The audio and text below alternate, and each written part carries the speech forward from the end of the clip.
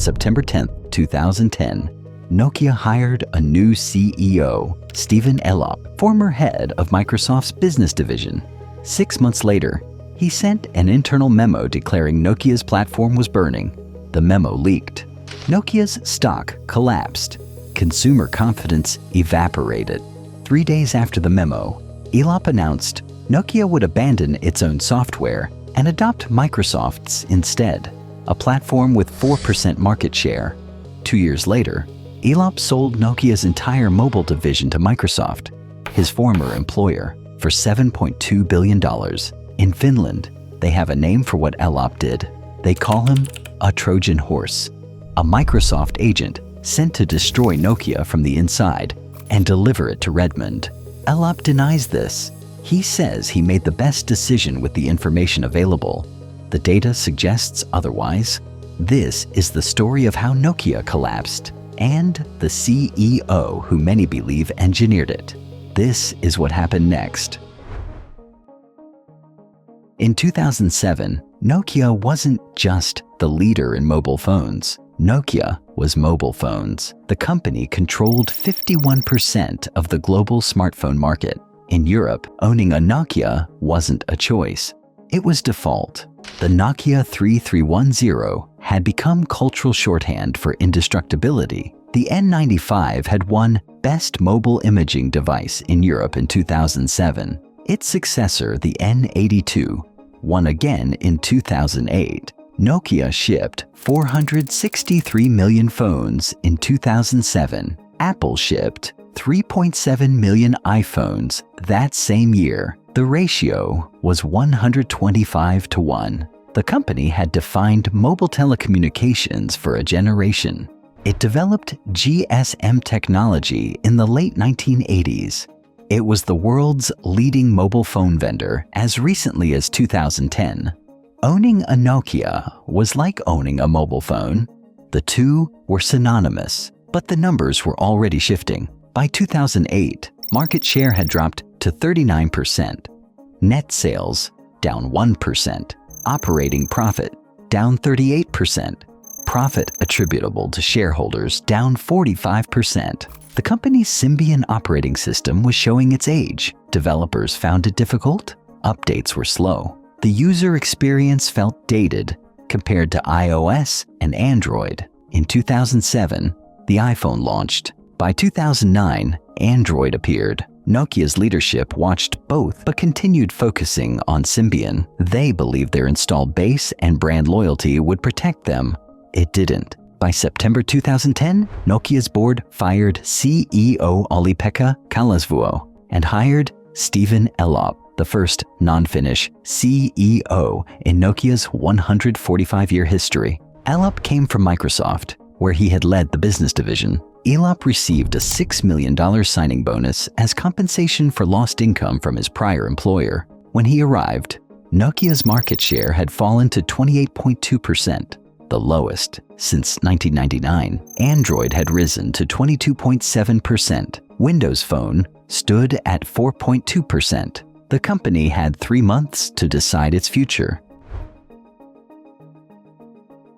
On February 8, 2011, Nokia employees worldwide received an internal memo from CEO Stephen Elop. The memo opened with a story. A man working on an oil platform in the North Sea woke to an explosion. Fire surrounded him. He reached the platform's edge and looked down at freezing Atlantic waters. He had seconds to decide: jump or burn. Elop wrote, "I have learned that we are standing on a burning platform." He continued with brutal assessment. The first iPhone shipped in 2007, and we still don't have a product that is close to their experience. Android came on the scene just over 2 years ago, and this week, they took our leadership position in smartphone volumes. Unbelievable. The memo condemned Nokia's own platforms. MeeGo would produce only one product. By the end of 2011, Symbian was proving increasingly difficult for developers. Chinese manufacturers were outpacing Nokia at the low end. "We poured gasoline on our own burning platform," Elop wrote. Engadget published the full text. Media coverage was immediate. Nokia's stock dropped. The Finnish board of directors was furious. Chairman Jorma Ollila bitterly criticized Elop at the next board meeting. The memo had just condemned products Nokia still needed to sell for the next 150 million units. 3 days later, February 11, 2011, Nokia announced a strategic partnership with Microsoft. The company would abandon Symbian and MeeGo. It would adopt Windows Phone exclusively. Elop revealed that both Google and Microsoft had courted Nokia. Both made offers. Nokia chose Microsoft. At the press conference, Elop explained the reasoning. Between Microsoft and Nokia, us for hardware, them for the operating system, and a shared pool of assets together, Android would create a duopoly. Nokia wanted to create a challenger, a third ecosystem. He revealed that the Microsoft partnership would deliver billions of dollars in support to Nokia. What Elop didn't publicly say came from later research. Nokia's senior leadership team had rejected Android for 3 emotional reasons. First, they believed they could win within the Windows ecosystem. They focused on winning within a platform rather than choosing the platform most likely to win. Second, Nokia's identity centered on control. Leadership didn't want to become a software-agnostic hardware vendor. Android meant losing control to Google. Third, fear of Samsung. According to later accounts, Nokia executives believed Samsung was already too strong in Android. They were afraid to compete. One senior Nokia executive, Anssi Vanjoki, made the reasoning clear. Choosing Android would solve only short-term problems. Even with Android, Nokia wouldn't control the operating system. McKinsey consultants assisted heavily in the decision process. External advisors recommended Android.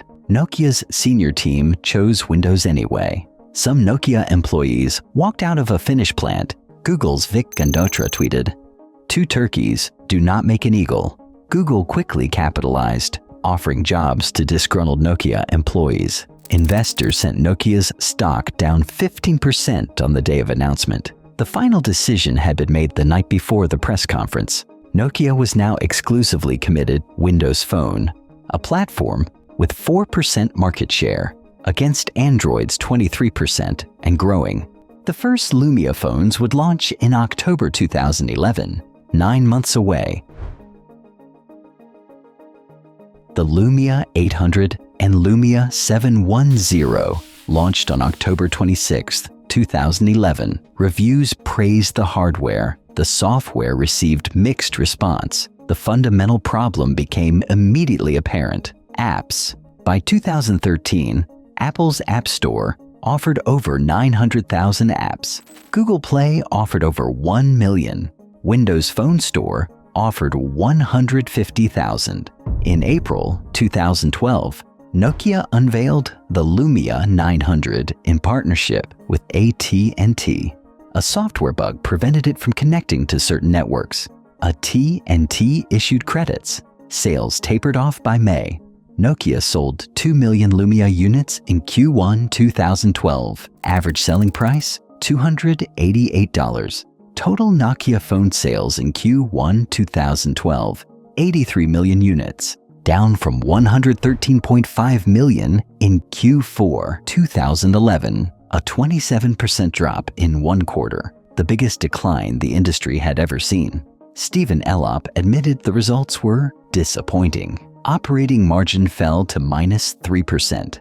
By Q2 2012, Nokia was likely no longer the world's largest phone maker. Samsung had overtaken them. By Q4 2012, Nokia had sold 4.4 million Lumia devices. Total for 2012, approximately 10 million units. For context, Apple sold 125 million iPhones in 2012. Samsung sold 216 million smartphones running Android. In 2013, Lumia sales climbed. Q2, 7.4 million units. Q3, 8.8 million. Q4, 8.2 million. Total for 2013, approximately 30 million units. Volume growth looked promising. Nokia had sold 125% more Lumias year over year. But market share told a different story. Windows Phone peaked at 3.6% global smartphone market share Q3 2013. Android had risen to over 80%. iOS held approximately 13%. Together, they controlled 93% of the smartphone market. Nokia had won within Windows Phone, capturing over 90% of all Windows Phone sales. But Windows Phone itself was losing. Financial losses accumulated. Nokia's mobile phone market share continued falling, from 30.2% in Q1 2010 to single digits by 2013. By mid-2013, Nokia faced a choice: continue alone or sell. On September 3, 2013, Microsoft announced it would acquire Nokia's mobile phone business for $7.2 billion. Nokia, valued at $150 billion at its peak in 2007, was selling its core mobile business for $7.2 billion. Stephen Elop would join Microsoft as part of the acquisition. Some speculated he had been a Trojan horse, executing a strategy to deliver Nokia to his former employer. Elop denied these accusations. The deal closed in 2014. Microsoft rebranded Lumia devices as Microsoft Lumia. The trajectory did not improve. Windows Phone's market share fell from 3.6% in 2013 to below 1% by 2016. Lumia sales peaked at 30 million in 2013. By 2016, Microsoft sold only 8.6 million units. In July 2015, Microsoft wrote down $7.6 billion related to the Nokia acquisition, larger than the purchase price. In 2016, Microsoft exited the phone hardware business entirely. The complete collapse can be measured in one number: Q2 2007. Nokia held 50.8% of the global smartphone market. By Q4 2017, Nokia held 1%. They had lost 98% of their market position in 10 years. The company that once shipped 463 million phones per year had disappeared from the smartphone market. Nokia survived by refocusing on telecommunications infrastructure. Today, it competes against Huawei and Ericsson in network equipment. The company employs 92,000 people and generates approximately 23 billion euros annually. But the Nokia that defined mobile phones no longer exists. In 2016, HMD Global, founded by former Nokia employees, licensed the Nokia brand and began producing Nokia-branded smartphones. These phones run Android, the operating system Nokia rejected in 2011. The question that haunts Nokia's collapse is simple. Was Stephen Elop incompetent or deliberate? The Trojan horse theory has evidence. Elop came from Microsoft. He received a $6 million signing bonus compensating him for lost Microsoft income. He wrote a memo that destroyed confidence in Nokia's products. Before alternatives existed, he chose the platform of his former employer against all external advice. He sold Nokia to Microsoft. 2 years later, he returned to Microsoft as part of the deal. The timeline supports suspicion, but conspiracy requires intent, and the evidence suggests something more common than sabotage. 3 factors explain what happened. First, Nokia optimized for control instead of market reality. Leadership believed maintaining control over their operating system mattered more than choosing the platform most likely to succeed. They didn't want to become a software-agnostic hardware vendor. In 2011, the battle had already been decided. Developers were choosing iOS and Android. Apps were the primary value in smartphones. Hardware was commoditized. Nokia won control over Windows Phone, but lost control over their fate. Elop didn't create this belief. He inherited it. The desire for control had been Nokia's strategy for years. Second, emotional reasoning overcame analytical assessment. Nokia's senior team made the Microsoft decision during an emotionally turbulent 5-month period. External advisors recommended Android. McKinsey provided analytical support, but leadership perceived Windows as emotionally more appealing. They believed they could win within Windows against other manufacturers. They focused on competitive position within an ecosystem rather than the ecosystem's competitive position. They asked the wrong question. Not which platform will win, but which platform can we dominate? Third, fear of Samsung paralyzed clear thinking. Nokia executives knew Samsung was strong in Android. Rather than compete where the market was going, they chose to avoid the fight entirely. Was Elop a Trojan horse? The evidence is circumstantial. His Microsoft background created conflict of interest. His decisions benefited Microsoft. The outcome delivered Nokia to his former employer, but the same decisions could result from a CEO making desperate choices under pressure, choosing familiar partners, seeking control, avoiding strong competitors. These are human instincts and not conspiracy. The truth is likely simpler than sabotage. Elop was a Microsoft executive asked to save a failing Nokia. He made the Microsoft executive's choice, not because he was planted, because he was exactly who Nokia hired him to be. The burning platform memo revealed another truth. Sometimes a warning accelerates the crisis it describes. The memo condemned Nokia's products publicly, while the company still needed to sell 150 million Symbian devices. Consumer confidence collapsed. Incompetence and malice produce identical results. The distinction matters for blame. It doesn't matter for outcome. Nokia jumped from the burning platform into freezing water. Whether Elop was saboteur or sincere, the result was the same, but they jumped toward a partner already sinking. Here's what remains clear. In 2011, Nokia controlled 28% of the global mobile phone market. Android controlled 23%. Windows Phone controlled 4%. By 2013, Nokia's market share had fallen to 3%. Androids had risen above 80%. The fundamental question is whether Android would have saved Nokia. Samsung became the dominant Android manufacturer, capturing over 30% of the smartphone market. By 2012, if Nokia had chosen Android, they would have competed directly against Samsung using the same software.